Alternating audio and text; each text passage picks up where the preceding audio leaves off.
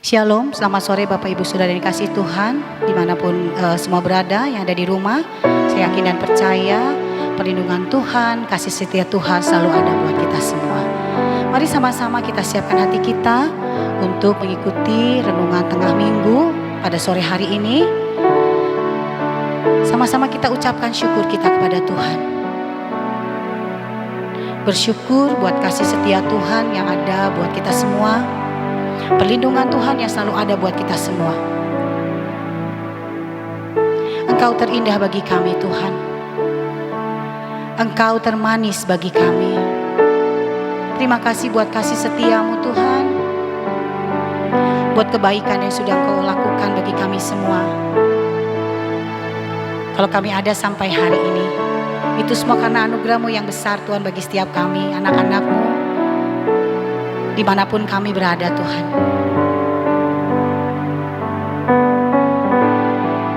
Tiada lutut tak bertelut, semua di lidah mengaku bahwa Engkau Allah yang luar biasa. Engkau Allah sumber sukacita kami Tuhan. Engkau layak kami sembah, Engkau layak kami tinggikan. Mari sama-sama kita angkat pujian ini, Kau yang terindah.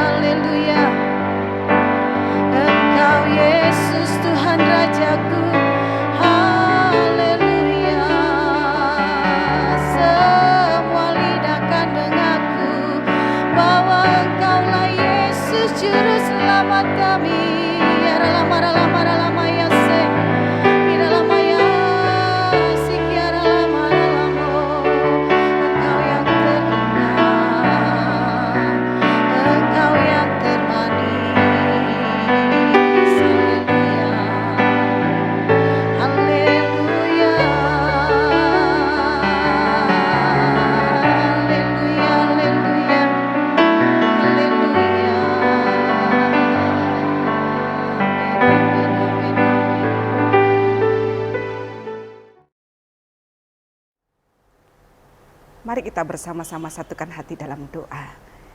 Tuhan Yesus, kami bersyukur karena masih ada kesempatan bagi kami untuk kami berbicara tentang firman Tuhan dan untuk kami mendengar firman Tuhan. Karena sungguh hidup kami harus berdasarkan dengan firman Tuhan. Sehingga setiap hari, setiap waktu ajar kami supaya kami tidak bosan dan tidak pernah jemu untuk selalu berbicara dan mendengarkan tentang kebenaran firman Tuhan. Terima kasih, menyerahkan waktu ini seutuhnya hanya di dalam nama Tuhan Yesus Kristus. Amin. Ya, Bapak Ibu Saudara sekalian yang dikasihi Tuhan, kita hari ini sudah hampir memasuki masa-masa akhir atau bulan-bulan akhir di tahun 2021.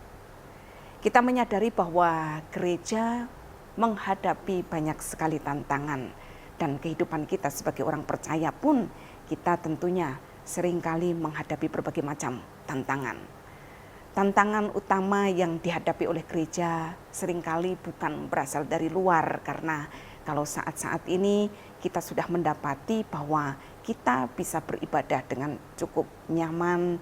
Kita bisa sebagai orang percaya, sekalipun mungkin seringkali kita disebut sebagai orang minoritas, tetapi kita tidak mengalami tekanan-tekanan sebagaimana yang seringkali kita dengar bagaimana orang-orang minoritas diperlakukan.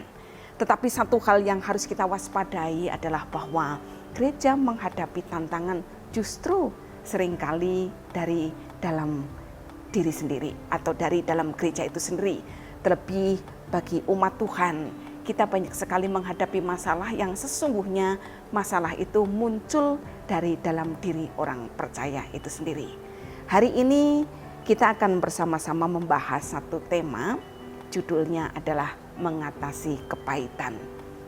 Kita melihat fakta bagaimana anak-anak Tuhan banyak sekali mengalami kehancuran bukan disebabkan oleh tekanan ataupun juga serangan-serangan dari luar, tetapi lebih dari dalam diri.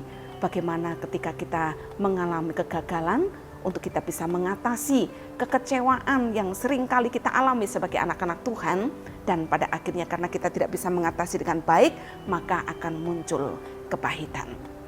Mari hari ini kita mau belajar bersama-sama supaya sebagai anak-anak Tuhan kita tahu bagaimana kita bisa memanage kehidupan kita, terlebih juga memanage hati kita, bagaimana kita berespon dengan hal-hal yang seringkali tidak sesuai dengan apa yang kita harapkan, sehingga kita akan mudah menjadi orang-orang yang terbebas dari kepahitan atau kekecewaan. Ya.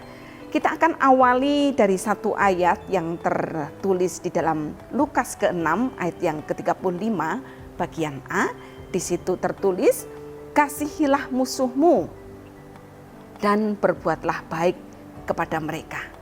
Bapak Ibu Saudara sekalian, ajaran ini sangat kental sekali dengan kekristenan. Karena saya percaya bahwa kita mempercayai bahwa ajaran untuk mengasihi musuh kita itu hanya terdapat di dalam kekristenan. Bahkan kadang-kadang ada orang-orang di luar sana yang seringkali berkata seperti ini. Mereka berkata, kalau kamu baik sama saya, maka aku akan jauh lebih baik. Tetapi kalau kamu jahat sama saya pun bisa jauh lebih jahat daripada apa yang kamu buat terhadap saya. Itu adalah pepatah atau semboyan atau moto orang dunia. Tetapi orang percaya kita hanya punya moto satu, yaitu mengasihi sesama kita. Bahkan mengasihi orang yang mereka tidak mengasihi kita. Ini harus menjadi moto kita bersama. Ya, Bapak Ibu Saudara sekalian, kata kasih yang dipakai di sini, dalam hal ini tadi di dalam Lukas 6 ayat yang ke-35 bagian A, kasihilah musuhmu. Kata kasih ini adalah terdiri atau merupakan kata kasih agape atau unconditional love, atau kalau diterjemahkan adalah kasih yang tanpa syarat, yaitu kasih yang kita tidak bisa berikan kalau kita tidak mengalami terlebih dahulu. Sedangkan kita sebagai orang percaya sudah mengalami kasih agape ini. Kita tahu Di dalam Yohanes 3 ayat yang ke-16 di situ dikatakan bahwa karena begitu besar kasih Allah akan dunia ini sehingga ia mengaruniakan anaknya yang tunggal supaya setiap orang yang percaya kepadanya tidak binasa melainkan memperoleh hidup yang kekal. Ini adalah dasar kasih mula-mula yang Tuhan berikan bagi kita. Bahkan di dalam ayat-ayat pendukung yang lain dikatakan bahwa Allah mengasihi kita bahkan sebelum kita ini layak untuk dikasihi. Allah sudah memberikan kasih-Nya kepada kita. Jadi satu hal yang harus kita sadari, kita sudah mengalami kasih Bapa. Kita sudah mengalami kasih agape itu dalam diri kita. Sehingga ketika kita sudah mengalaminya, maka kasih itu bukan untuk kita simpan sendiri, tetapi untuk kita bagikan kepada sesama kita. Kemudian yang kedua, kita sudah menerima pengampunan. Bahkan di dalam bagian dari doa Bapa kami di situ dikatakan bahwa pengampunan yang kita terima itu sebanding dengan pengampunan yang kita berikan bagi orang lain. Karena di dalam perkataan doa Bapa kami di situ dikatakan bahwa ampunilah segala dosa kami, kesalahan kami seperti kami mengampuni orang lain, kesalahan orang lain terhadap kami. Jadi pengampunan yang Bapa berikan kepada kita jikalau kita mengacu kepada bagian ini adalah sebanding dengan seberapa pengampunan yang kita juga lepaskan bagi orang lain. Bapak Ibu Saudara sekalian yang dikasihi Tuhan, ini merupakan dasar atau merupakan landasan kenapa kita sebagai orang-orang percaya kita tidak boleh hidup di dalam kekecewaan, terlebih kita tidak boleh hidup di dalam kepahitan. Karena apa? Kita sudah menerima kasih dari Tuhan dan kita sudah menerima pengampunan dari Tuhan. Mari kita bersama-sama masuk lebih dalam lagi. Kita mau belajar bagaimana cara kita untuk bisa mengatasi kepahitan. Sebelumnya saya mau ceritakan sebuah cerita terlebih dahulu. Beberapa waktu yang lalu saya bertemu dengan seorang teman lama. Ya, dia teman masa muda saya dan kita sudah tidak bertemu mungkin sekitar sudah 25 tahun.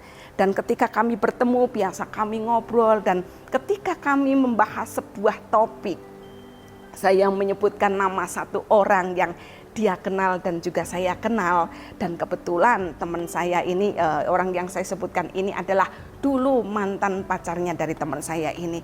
Ketika saya berbicara hanya sedikit mengingatkan tentang masa lalunya, dia tiba-tiba berubah dan dia yang tadinya begitu antusias menceritakan kehidupannya langsung tiba-tiba diam dan dengan penuh amarah kemudian dia menceritakan ulang peristiwa yang sudah terjadi 25 tahun yang lalu. Padahal sejatinya teman saya ini sudah menikah dan dia punya dua anak yang sudah remaja, dan saya melihat bahwa kehidupan orang ini cukup berhasil. Karena waktu saya berusaha untuk memulai percakapan, saya mengucapkan selamat karena dia berhasil mendapatkan sebuah reward ya, sebuah mobil karena dia punya tabungan di sebuah bank. Saya lihat bahwa kehidupannya cukup berhasil, cukup bahagia, tetapi ternyata di balik kesuksesannya dia masih menyimpan kepahitan. Ya, saya rasa ini merupakan sebuah contoh yang saya ceritakan. Ini terjadi di luar sana atau terjadi di kalangan orang-orang yang tidak percaya, tetapi saya merasa atau mungkin kita bisa menyadari bahwa sebetulnya hal-hal seperti ini juga masih terjadi di lingkungan anak-anak Tuhan, di gereja Tuhan, di jemaat-jemaat Tuhan. Peristiwa-peristiwa yang sudah terjadi beberapa puluh tahun yang lalu masih menghantuinya, bahkan menghambat pertumbuhan rohaninya. Kenapa itu bisa terjadi? Karena orang tersebut tidak mau melepaskan pengampunan atau merelakan diri, membiarkan dirinya untuk hidup dalam kepahitan. Tentu saja hal ini adalah bukan hal yang Tuhan kehendaki dalam hidup kita. Tuhan mau kita semuanya menjadi orang-orang yang bisa melepaskan pengampunan, menjadi orang-orang yang terbebas dari kekecewaan bahkan kepahitan, sehingga kita menjadi orang-orang yang siap untuk menerima berkat-berkat baru, hal-hal yang baru yang Tuhan sediakan bagi hidup kita. Mari kita bersama-sama belajar bagaimana caranya untuk kita bisa mengatasi kepahitan. Yang pertama, di dalam Lukas 6 ayat yang ke-27 sampai ayat yang ke-28. Di sini kita harus belajar untuk mengampuni. Ya, Bapak Ibu Saudara sekalian, ini bukan hal yang baru ya, belajar mengampuni, dan ini seringkali. Tetapi kenapa ini harus terus-menerus kita pelajari atau terus-menerus kita dengungkan bagi kehidupan kita? Karena setiap waktu, setiap saat kita tidak terlepas dengan yang namanya kekecewaan. Kenapa kekecewaan itu terjadi? Kekecewaan terjadi karena kita punya pengharapan, dan pengharapan yang kita miliki itu seringkali tidak sesuai dengan kenyataannya. Karena kita mengharapkan sesuatu kemudian tidak sesuai dengan kenyataannya, disitulah kita mulai mengalami kekecewaan. Dan bagaimana caranya untuk kita bisa terlepas dari kekecewaan itu? Tentu saja satu-satunya cara adalah kita bisa menjadi orang-orang yang mudah mengampuni. Mengapa di sini dikatakan bahwa kita harus belajar mengampuni? Ya, kita tahu bahwa belajar itu merupakan sebuah proses untuk memahami, kemudian proses untuk mempraktekkan apa yang kita pahami. Berbicara tentang belajar mengampuni, artinya pertama kita harus tahu, memahami mengapa kita harus mengampuni. Mengapa kita harus mengampuni? Tentu saja kita seringkali mungkin karena terlalu pahitnya, atau terlalu kita seringkali merasa dikecewakan ketika ada hamba Tuhan, ada orang lain yang menasihatkan kepada kita, ampuni saja, lepaskan pengampunan. Kemudian kita menjawab bahwa enak sekali saya harus mengampuni, atau enak sekali saya harus melepaskan pengampunan.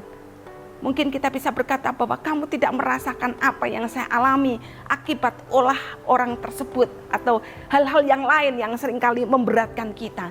Tetapi satu hal yang harus kita pahami, kita harus tahu mengapa kita harus mengampuni. Pertama yang harus selalu kita sadari di dalam kehidupan kita adalah bahwa kita harus mengampuni karena kita juga bukan manusia sempurna. Kita sendiri juga banyak kekurangan. Kita sendiri juga bukan orang yang selalu bisa memenuhi seluruh pengharapan orang-orang yang ada di sekeliling kita. Kita kecewa terhadap orang lain, kemudian kita mungkin memendam kepahitan di dalam diri kita. Tapi kita lupa bahwa seringkali dalam kehidupan kita pun kita pasti juga mengecewakan orang lain. Tetapi dengan kesadaran bahwa kita juga bukan orang yang sempurna, maka akan membuat kita menjadi orang yang akhirnya mudah untuk melepaskan pengampunan. Ingat peristiwa ketika ada seorang pelacur, kemudian dia tertangkap basah. Sesuai dengan tradisi Yahudi, orang-orang seperti ini harus dirajam dengan batu. Dan ketika pelacur ini tertangkap basah, kemudian Yesus datang ke tempat itu. Kemudian wanita ini meminta perlindungan dari Tuhan Yesus. Apa yang Yesus katakan? Yesus berkata kepada orang-orang yang ada di sekitar situ, barang siapa yang tidak berdosa, silahkan untuk engkau melemparkan batu kepada perempuan ini. Ya, syukurlah orang-orang yang hadir pada waktu itu, orang-orang yang datang untuk melempari batu kepada perempuan tadi, masih bisa diingatkan, masih bisa disadarkan. Ketika ditanya siapa di antara kalian ini yang tidak berdosa, lemparilah wanita ini dengan batu. Mereka masih sadar bahwa mereka pun juga bukan orang sempurna. Jadi atas dasar inilah ketika kita selalu menyadari dalam kehidupan kita bahwa saya juga bukan orang yang sempurna. Saya juga bukan orang yang 100% bisa memenuhi harapan semua orang. Tapi saya juga penuh dengan kekurangan. Kalau kita menyadari hal seperti ini, maka akan mudah bagi kita untuk kita melepaskan pengampunan bagi orang lain. Kemudian yang kedua, kita juga harus menyadari apa hasilnya ketika kita mengampuni.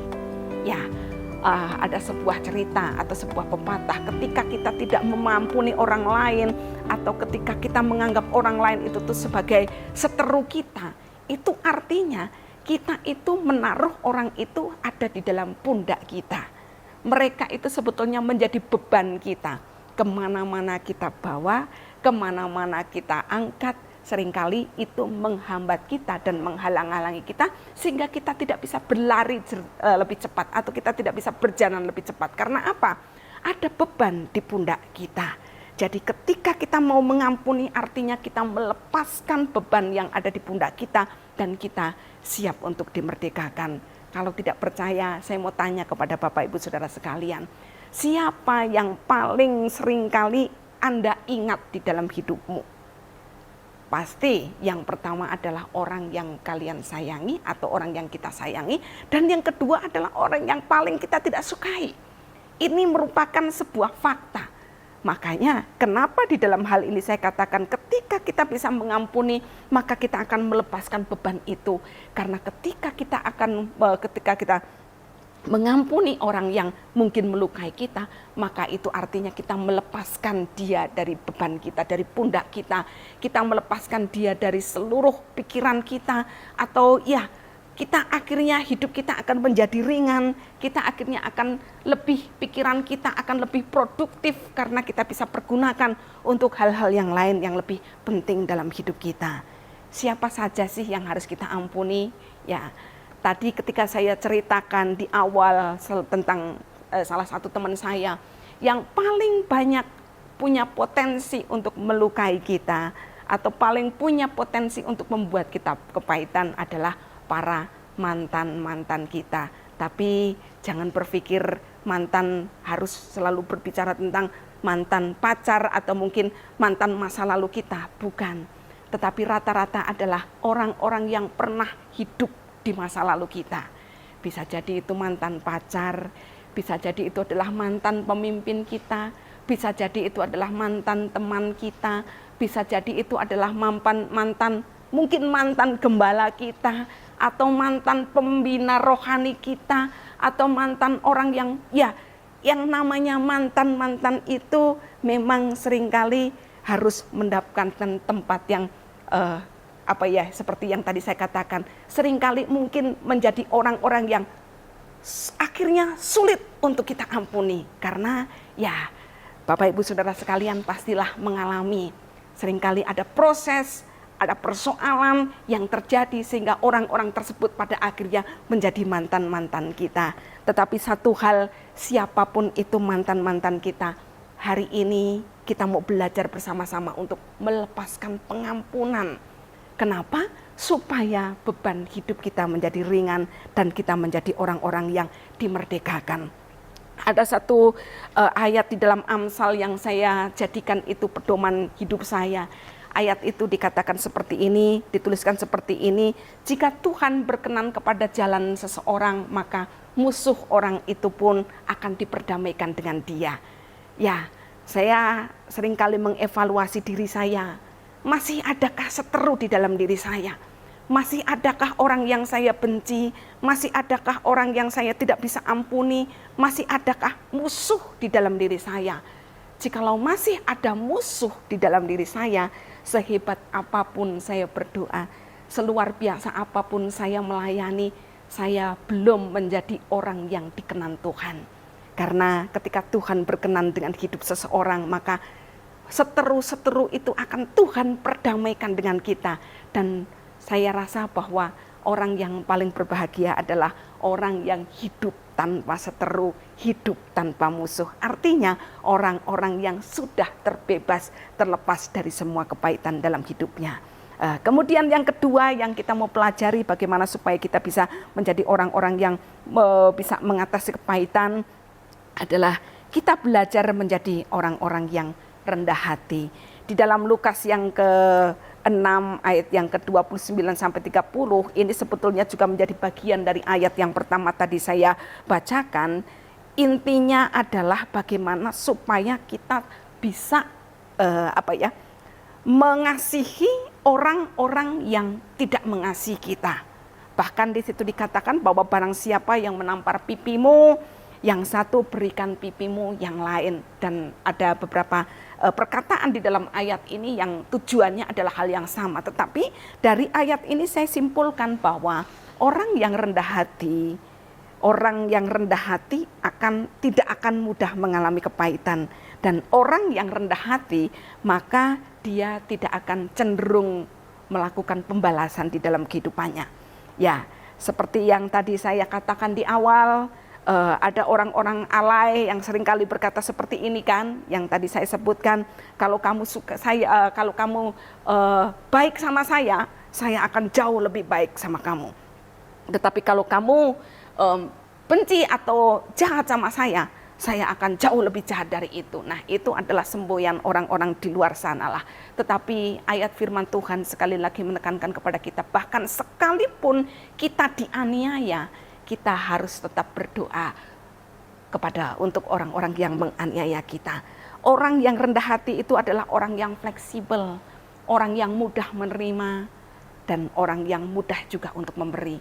Orang yang rendah hati itu adalah orang yang memiliki yang mudah masuk ke sana kemari. Orang yang bisa mengatasi segala hal yang terjadi dalam hidupnya. Kenapa orang ini pada akhirnya akan menjadi orang yang tidak mudah menyimpan kepahitan? Karena memang di dalam hatinya, tentu saja karena Kristus sudah tinggal dan bertahta di dalam hatinya, sehingga mereka memiliki karakter-karakter yang seperti itu. Nah, Bapak Ibu Saudara sekalian yang dikasihi Tuhan, mari sekali lagi kita saat ini sudah di akhir tahun. Untuk mempersiapkan tahun 2022 nanti, saya rasa bahwa setiap kita pasti seringkali membuat resolusi demi resolusi. Ayat kita atau tema kita tahun ini, mungkin sudah banyak yang lupa ya, berbicara tentang aku melupakan apa yang sudah di belakangku dan mengarahkan diri kepada apa yang di hadapanku. Jadi saya rasa bahwa tema ini memang tepat sekali untuk dibahas kali ini. Karena sebagai sebuah bahan evaluasi bagi kita bersama. Apakah kita sudah betul-betul melupakan apa yang sudah terjadi di belakang kita? Tapi tentu saja bukan hanya sekedar melupakan, tetapi membereskan. Bukan hanya sekedar melupakan, kalau melupakan kan mungkin kita bisa saja, saya nggak mau ingat-ingat. Tetapi kemudian ketika kita teringat tentang peristiwa itu, kita menjadi lemah lagi, atau kita menjadi marah, atau kita menjadi down. Tetapi kalau kita membereskan, tahap membereskan artinya kita sudah betul-betul sembuh dari luka-luka masa lalu kita. Kita sudah betul-betul beres dari pengalaman-pengalaman buruk yang pernah terjadi dalam kehidupan kita. Sehingga ketika kita diingatkan pun, itu sudah tidak mempengaruhi diri kita. Itu sudah tidak mengganggu emosi kita dan sudah tidak membuat kita menjadi orang-orang yang akhirnya menjadi kecewa. Tapi semua sudah Tuhan selesaikan. Saya percaya, jikalau kita memiliki hati yang mudah mengampuni dan kita menjadi orang-orang yang rendah hati, maka akan mudah bagi Tuhan berurusan dengan kita yang berurusan dengan masa lalu kita. Mari kita sudahi, kita bereskan semua hal-hal yang sudah terjadi. Terlebih itu adalah hal-hal yang melukai kita, hal-hal yang mengecewakan kita, hal-hal yang menyakitkan kita. Kita bereskan semuanya di hadapan Tuhan. Dan ketika kita masuk di tahun 2022, kita masuk dengan hati yang baru. Apakah kemudian nanti di sana nggak akan ada lagi kekecewaan? Apakah semua perjalanan kita menjadi mulus? Apakah kita sudah tidak menghadapi tantangan? Tidak seperti itu. Tantangan, kekecewaan, halangan, segala macam hal yang buruk mungkin masih kita akan hadapi.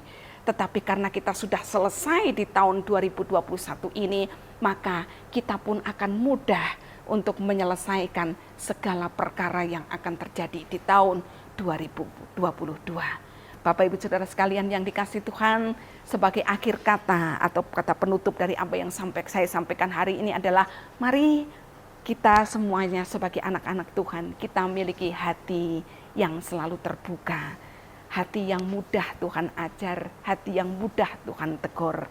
Karena kalau kita memiliki hati seperti itu, saya percaya kita tidak akan mudah dikecewakan, kita tidak akan mudah sakit hati, tetapi kita akan menghadapi segala sesuatu yang terjadi dalam hidup kita itu dengan tangan yang terbuka, dengan hati yang terbuka, dan pembaharuan demi pembaharuan itu Tuhan pasti kerjakan dalam hidup kita.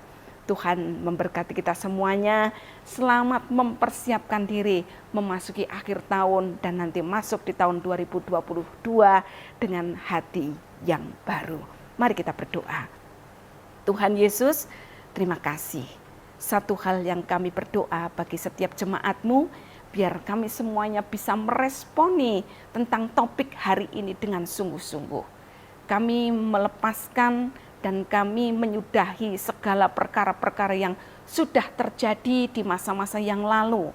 Kami melupakan apa yang sudah di belakang kami dan kami mengarahkan diri kami kepada tujuan apa yang ada di hadapan kami. Mampukan kami Tuhan. Jikalau ada jemaat-jemaat-Mu yang saat-saat ini mereka masih terikat dengan kekecewaan, mereka masih terikat dengan kepahitan, ada perkara-perkara dalam hidup mereka yang masih mereka sulit untuk mengampuni, sulit untuk membereskan, sulit untuk melepaskan, sehingga pertumbuhan rohani mereka terhambat. Kami berdoa saat ini dalam nama Yesus, dimanapun mereka berada, Engkau jamah hati mereka, Engkau lembutkan hati mereka. Berikan mereka Tuhan satu waktu untuk mereka bisa membereskan segala persoalan-persoalan hidup mereka yang merintangi kemajuan mereka Tuhan. Dan setiap jemaat-jemaat Tuhan mereka dipulihkan. Kami percaya bahwa pemulihan hati kami akan mempengaruhi pemulihan hidup kami. Dan pemulihan hidup kami itu akan mempengaruhi seluruh pemulihan aspek kehidupan kami, keluarga kami, ekonomi kami, keuangan kami, bahkan pergaulan kami, relationship kami satu dengan yang lain, semuanya pun juga Tuhan akan berpengaruh. Oleh karena itu kami terima pemulihan yang dari Tuhan itu dan Tuhan kerjakan bagi setiap jemaat-jemaat Tuhan. Terima kasih ya Bapa, kami mengucap syukur dan menyerahkan seluruh kehidupan kami hanya di dalam nama Tuhan Yesus Kristus. Mari kita bersama-sama angkat tangan kita dan kita terima berkat Tuhan. Kiranya berkat dan kasih sayang Tuhan senantiasa menyertai kehidupan kita. Persekutuan dengan Roh Kudus itu yang senantiasa menuntun kehidupan kita dan kita senantiasa hidup di dalam perkenanan Allah Bapa dalam nama Tuhan Yesus. Amin. Tuhan memberkati.